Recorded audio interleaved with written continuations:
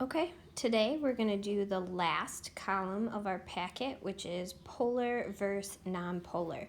So first, I'm going to go over a couple simple notes for you, and then you're going to go through your packet and identify the entire molecules as whether or not they are polar or nonpolar. So first, polar means that you have two poles or areas of difference. And so for a polar molecule, it's going to be asymmetrical. And what this means is that there are not all the same atoms around the central atom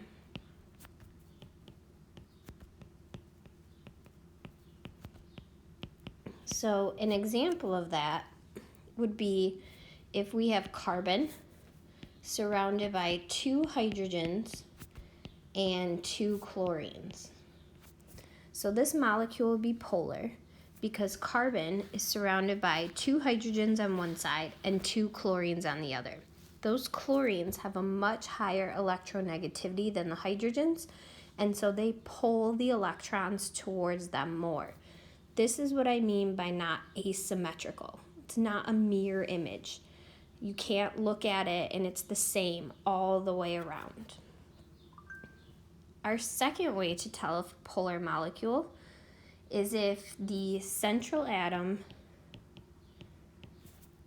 has lone pairs. So lone pairs or unshared pairs automatically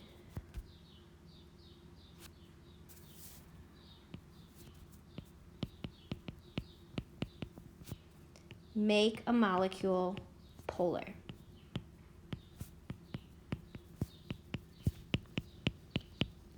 So for example, when we have water, H2O, oxygen is the central atom and it has lone pairs. It has two lone pairs.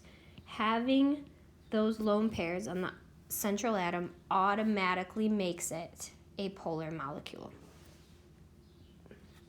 One last one is in a linear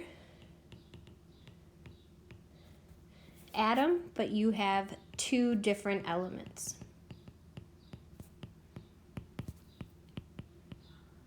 Again, those electronegativities are going to create a pole. So for example, when we have hydrogen bonded to chlorine, again, it's not a mirror image. The chlorine has a greater pull on the electrons. All of these are examples of polar molecules. So on the other hand, we have nonpolar. So we before looked at whether or not bonds were polar or nonpolar. Now we're looking at entire molecules. So nonpolar is going to be symmetrical.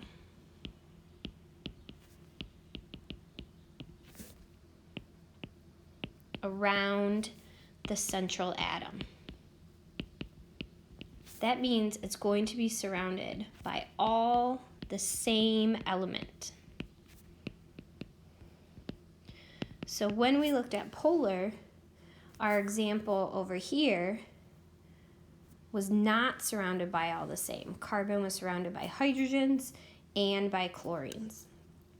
If instead our central atom was surrounded on all sides by the same atom, hydrogen, that is a nonpolar molecule. Those hydrogens are all pulling at that center carbon the exact same way.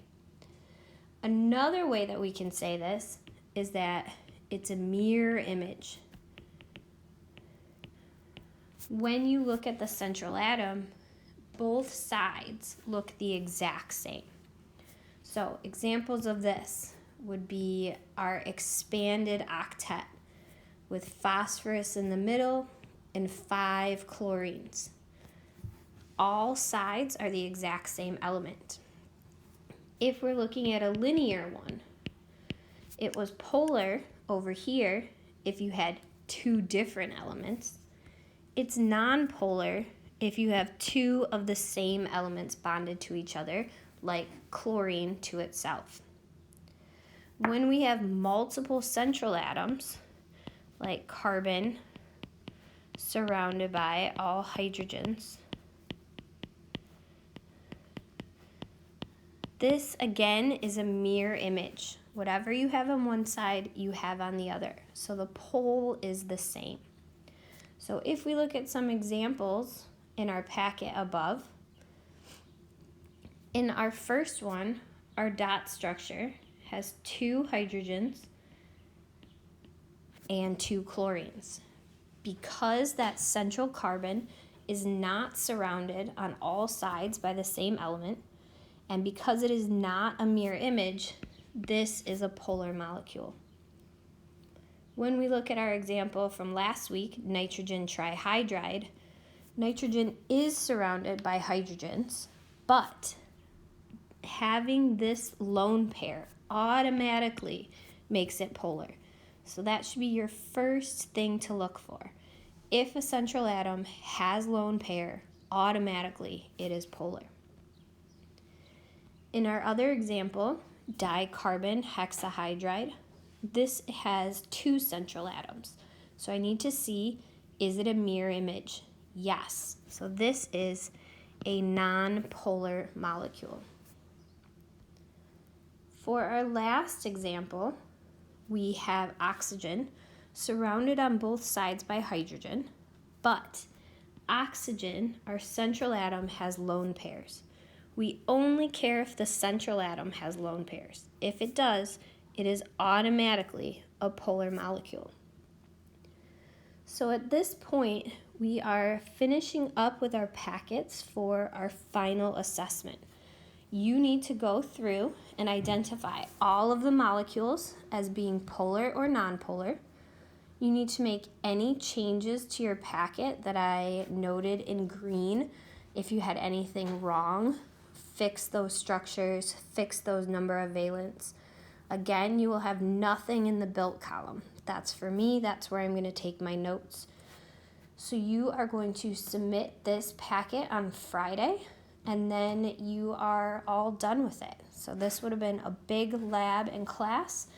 I personally am wishing that we were in class doing this instead of online learning, but so far you guys have been doing great. So keep up the good work.